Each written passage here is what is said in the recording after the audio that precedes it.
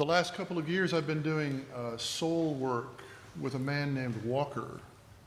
A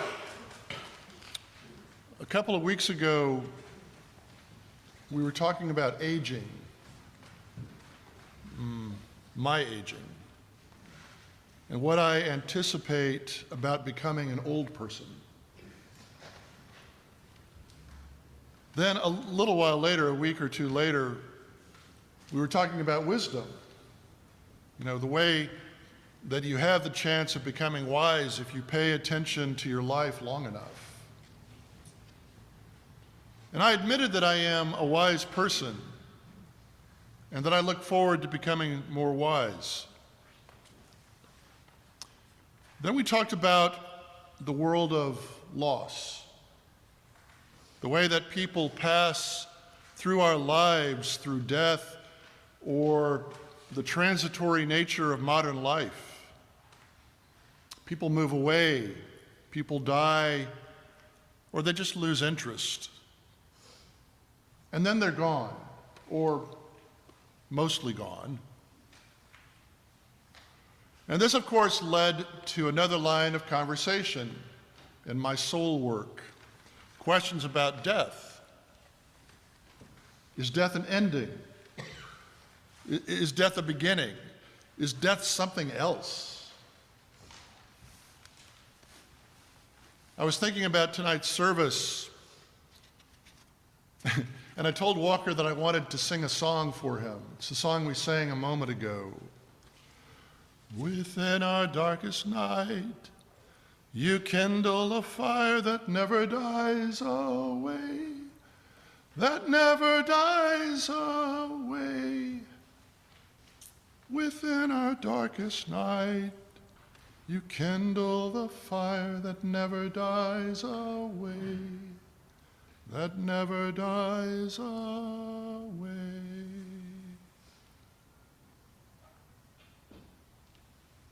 And then I stopped singing, feeling close to a mystery whose name was emerging. I looked at Walker and I said, I'm going to die.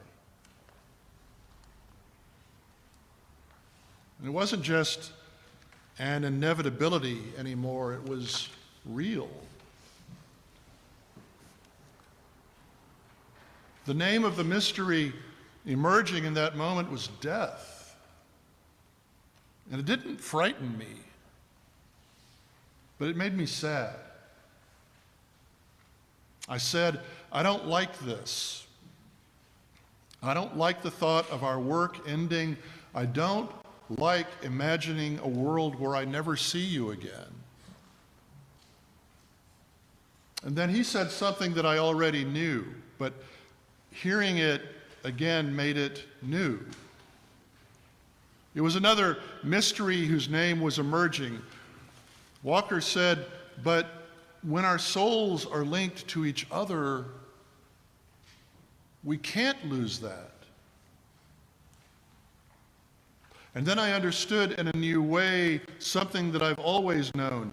Death is a necessary part of becoming whole, of becoming new, of being reborn to new life, of knowing people in a new way. The name of that mystery is resurrection. So my encounter with death was an experience that has changed everything for me. It's made me softer, more ready to face not only my own death or yours, but the death that we remember tonight. We gather not to reaffirm our fear of death or our avoidance of death or our agnostic detachment to death or our magical thinking about death, but to encounter a mystery, to find a name for a mystery. It is something so deep and so disruptive that it overturns the foundation of meaning itself. Because what we witness today is not just a martyrdom. It's not just a random tragedy. We gather not just to grieve the death of a righteous man. We gather because something unimaginable has begun. The birth of a new creation. The cross changes everything. Literally everything. Because the cross of Jesus undermines all the plans that human beings have made since the foundation of the world.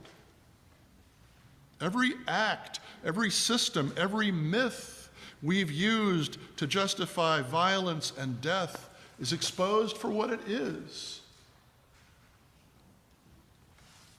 For as long as human culture has existed, we've built meaning on exclusion and rivalry. We've convinced ourselves that sacrificing just one more victim is necessary. We've wrapped these stories in religion and called it justice. We've even called it the will of God. But the cross puts an end to that story. The cross invalidates the mythology of God's violence. The cross becomes a source of light and life because this time the victim doesn't stay dead. The cross of Jesus reveals that the one we condemned as guilty is in truth innocent. This time, the one who is cast out of the world is raised up by God. This time, the Word through whom all things were made simply will not stay dead. The cross doesn't just flip the script on human history, it tears it up, and it hands us a new story. A story written not by the victors, but by the victim. And it's the story of love. It's the story of a love so deep and wide that even death has a place within it. By putting Jesus on the cross, we believed that we had once and for all put the God of love behind us so that we could move ahead in the world of violence and exclusion. But the cross and resurrection show us that love is triumphant over violence, and that life is triumphant over death.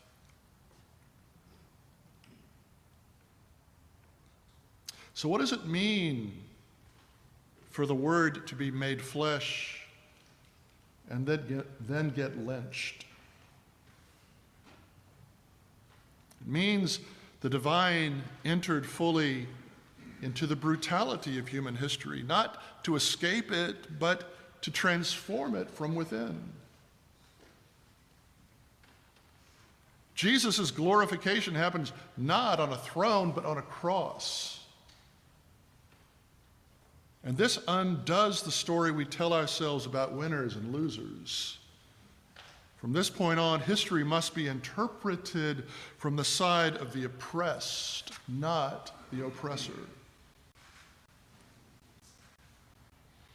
The cross accomplishes a new reading of human history, a story that places the excluded, not the privileged, at the center.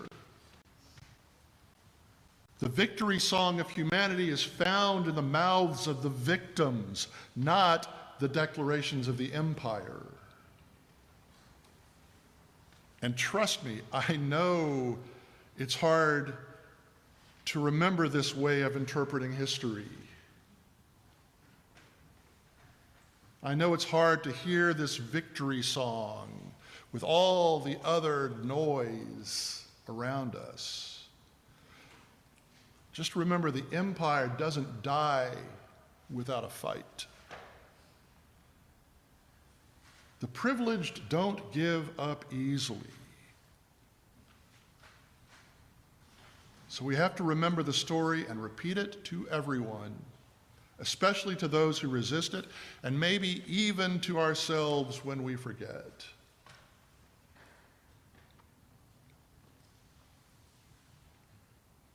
The Passion we sang concludes with Jesus saying, "It is finished." You probably know the word is more complicated than that. And a better translation is, "It is accomplished," which raises the question, why? It's accomplished. It's not over. It's not, "I give up." It's accomplished. Because creation itself is complete.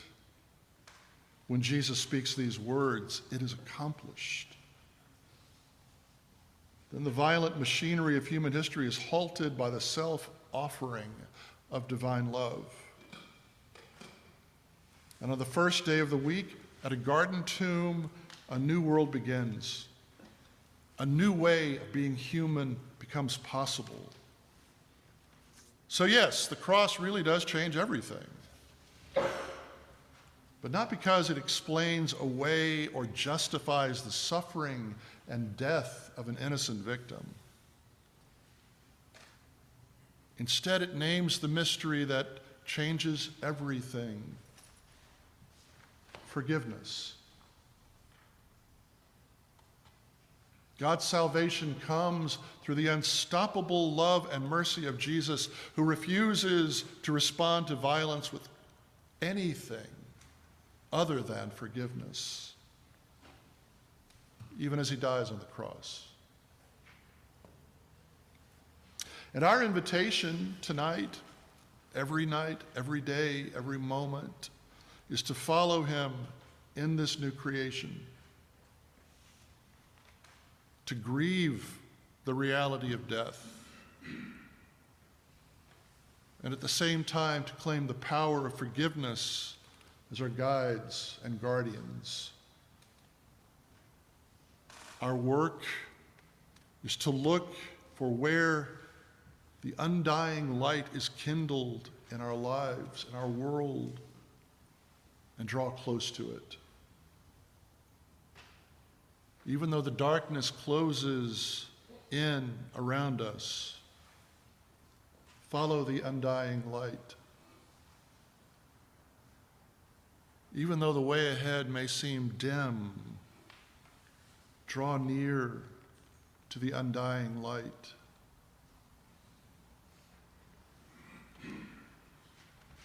Because our souls are knit together in God and in Jesus Christ, crucified, risen, and alive. And that is a bond nothing, not even death, can break. Within our darkest night, you kindle the fire that never dies away, that never dies away. Within our darkest night, you kindle the fire that never dies away.